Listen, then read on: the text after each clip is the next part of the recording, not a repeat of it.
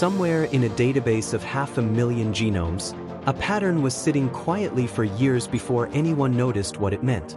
Men with the same Highland surname, from the same glen, carrying the same tartan at the same weddings for 200 years, and yet, buried in their Y chromosomes, 4 or 5 completely unrelated bloodlines. Not cousins, not distant relatives. Strangers by blood, wearing the same name like a second skin. For most of modern memory, that was not how the story was supposed to go. The Highland clan was sold to the world as the purest form of family imaginable: one ancestor, one glen, one unbroken line of sons carrying a single name and a single blood down through 1,000 years of raids, feuds, and exile. Tourists buy it in gift shops. Genealogy companies sell it as certainty. And for a long time, almost no one checked. Then geneticists checked. What they found did not destroy the clans. It did something stranger. It revealed that the very thing which made the clans powerful enough to survive 1,000 years of war, famine, and forced removal was the one thing nobody wanted to hear. They were never built on blood alone. The traditional account of the Highland clans took shape over centuries, part history and part legend, and by the 18th and 19th centuries it had hardened into something close to official truth. Clan genealogists, often employed directly by chiefs, produced elaborate family trees tracing a name like Mackenzie, Cameron, Grant, or Sinclair back to a single medieval founder, sometimes further still, to legendary kings of Dal Riata or Norse Jarls of the Isles. School textbooks and heritage societies repeated the structure without much scrutiny. The clan was the family, scaled up. Everyone under the name Grant was, in principle, descended from one Grant. This made sense on its surface. Surnames across medieval Europe genuinely did emerge from real founding events, and Highland society was organized, visibly, around kinship language. Chiefs called their followers clan, meaning children. Loyalty was framed as filial duty. Why wouldn't the biology match the language people used to describe it? The first uncomfortable sign came from something almost embarrassingly simple: population math. Historians and demographers, working from land records and rent rolls, began to notice that some clans had grown far too large, far too fast, to be explained by ordinary birth rates from a single founding couple. A glen that supposedly descended entirely from one 12th century patriarch was, by the 17th century, home to thousands of men bearing his name. A growth curve that made sense only if something other than simple reproduction was adding people to the family tree. Genealogists had a name for part of this problem for centuries, even if they rarely said it aloud: the September. A sept was a smaller family group formally attached to a larger clan, often taking the chief's surname despite having no blood connection to the founding line at all. Everyone in the field knew septs existed. Almost no one had a way to measure how large the effect actually was, until DNA gave them one. Researchers turned first to Y chromosome analysis, since in patrilineal naming cultures like the Highlands, a surname and a Y chromosome are supposed to travel down the same line, father to son, for as long as the name survives. If clan tradition were literally true, every Mackenzie alive today should carry some recognizable variation of the same ancient Y chromosome signature.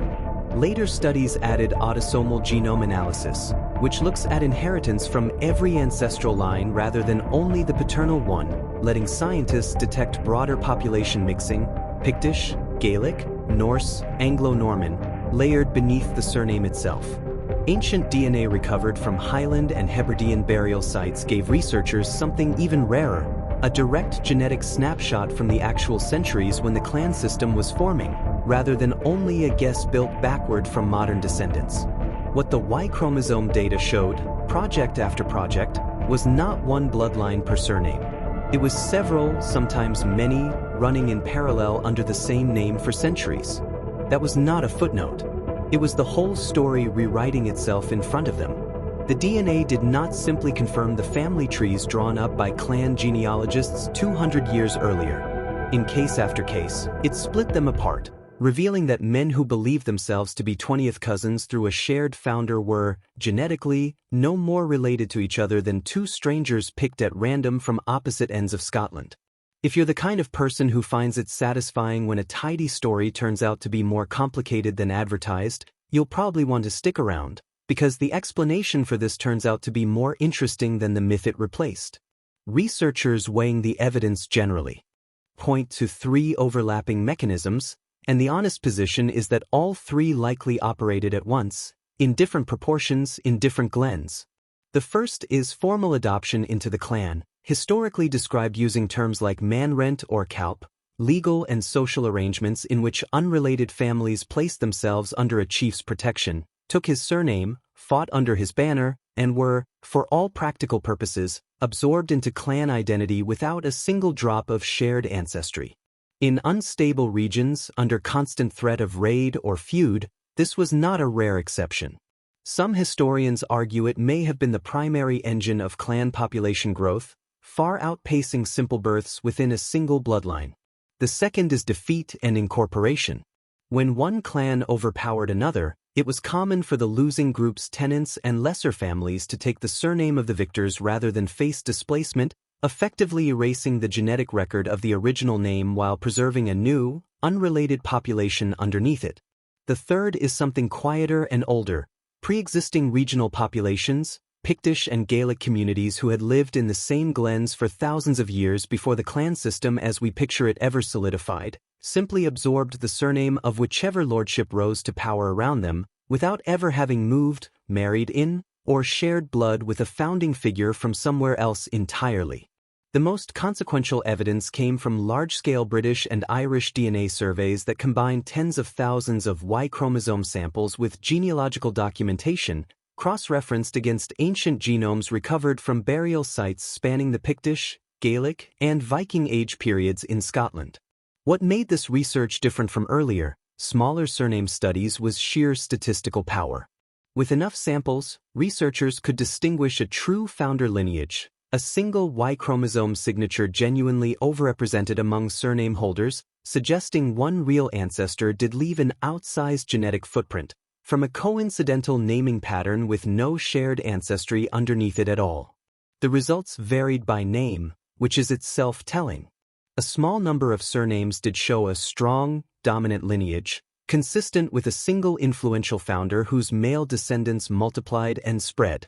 But for the majority of major Highland names studied, no single lineage dominated. Instead, researchers found several distinct, ancient Y chromosome branches, each large enough to represent thousands of living men, none of them descended from the others within any historically meaningful timeframe. Here is where the story turns in a direction most people watching do not expect. The clans were not, primarily, biological families that later organized themselves politically. The evidence increasingly points the other way. They were political and military alliances first, bound by a shared name, a shared chief, and a shared territory, and it was the alliance that came first, with the biology arriving in fragments afterward, absorbed piece by piece from wherever the clan's power reached. Not one family that grew large.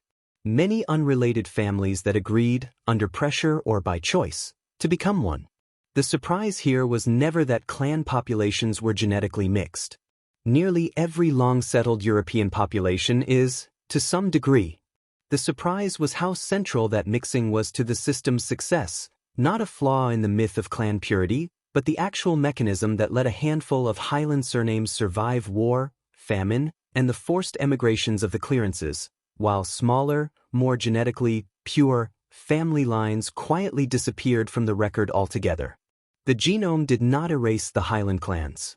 It revealed a version of them built for survival rather than purity, one where taking in strangers, again and again, was not a betrayal of the bloodline. It was the bloodline's actual strategy. This matters well beyond Scotland, because the same pattern keeps surfacing wherever geneticists study kinship-based societies closely enough. Tribal confederations, royal dynasties, clan systems on nearly every continent. The family tree drawn as a single trunk with orderly branches is almost always a simplification laid over something messier. Absorption, adoption, conquest, and quiet regional continuity, all hiding underneath one convenient shared name. Identity, again and again, turns out to be something people could join, not only something they were born carrying. Picture a narrow glen in Wester Ross in the 1500s, low cloud pressing down over bare hillsides, A scatter of longhouses along a burn running fast with snowmelt. A young man arrives from 3 valleys over, his own small kin group scattered after a raid he barely survived. He is given shelter, a plot of poor land to work, and within a year, the surname of the chief who took him. His grandchildren will grow up believing, without any reason to doubt it, that they are of the same blood as everyone else bearing that name around them. In every way that mattered to them, they were.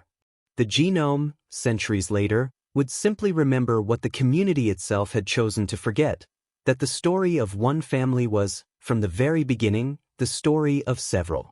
None of this makes the clans less real or their surviving descendants less connected to that history.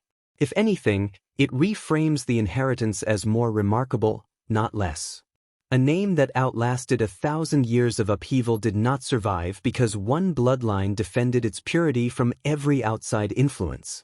It survived because the identity attached to that name was strong enough and generous enough to keep absorbing new people and turning them, within a generation, into insiders with just as much claim to the name as anyone born to it. The old story said a Highland surname proves an unbroken bloodline running back to one warrior in one glen. The evidence, examined carefully and without false certainty, suggests something both humbler and more moving.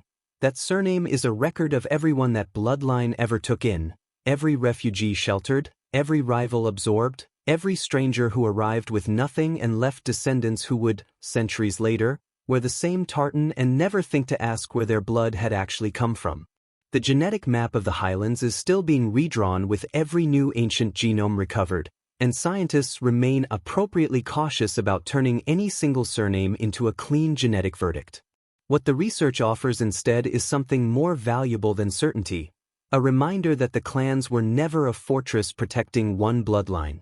They were something closer to a promise, renewed generation after generation, that a shared name could turn strangers into family, and that after enough centuries, no one, not even the genome, could fully tell the difference anymore. If stories like this change the way you see your own name, let me know in the comments which surname or clan deserves to be investigated next.